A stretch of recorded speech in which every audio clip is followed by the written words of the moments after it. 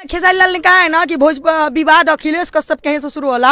हम कहते कि विवाद तान्या झा से शुरू होला और विवाद तान्या झा भी खत्म हुई। दुनिया के कोनो माई के लाल नहीं खे कि कह दे कि विवाद अब वजह से शुरू होता। 6 महीना इंतजार करसा तानीकुल के जुबान हम भीतर ले घुसा दे। एक माई के औलाद है ना, एक बाप के औलाद है ना, तो हमारे सामने आके बस 5 मिनट बैठ जाए, हमारा नाम धकेगा वैसे। भोजपुरी का अंतिम चरण सीमा गया है, मैंने अंतिम चरण सीमा। इसके बाद भोजपुरी है ही नहीं।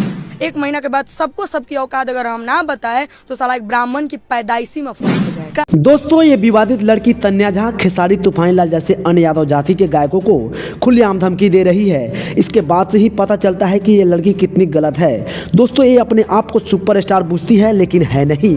कुछ दिन पहले ये तूफानी लाल के साथ एक ऐसा गाना गाया था जिसे आप सुनकर हैरान हो जाएंगे। केवल ये अश्लील गाती है और अश्लील बोलती है। दोस्तों, आपको बता दें, एक गाना कम गाती है लेकिन किसी गायक और एक्टर को उंगली ज्यादा करती है और हमेशा किसी न किसी गायक को अश्लील गाली देती ही रहती है ताकि हम चर्चों का विषय बने रहे।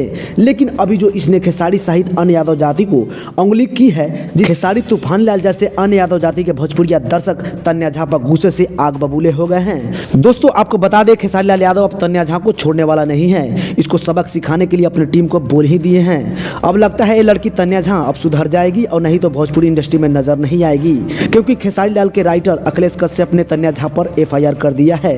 अश्लील बोलने तथा खेसारी लाल जैसे अन्य यादव जाति के भोजपुरी गायकों को अश्लील गाली देने के जुर्म में। दोस्तों, बता दें, तन्या झा भोजपुरी इंडस्ट्री को गंदा करने पर तुल गई है, इसलिए इसको सबक सिखाया जा रहा है।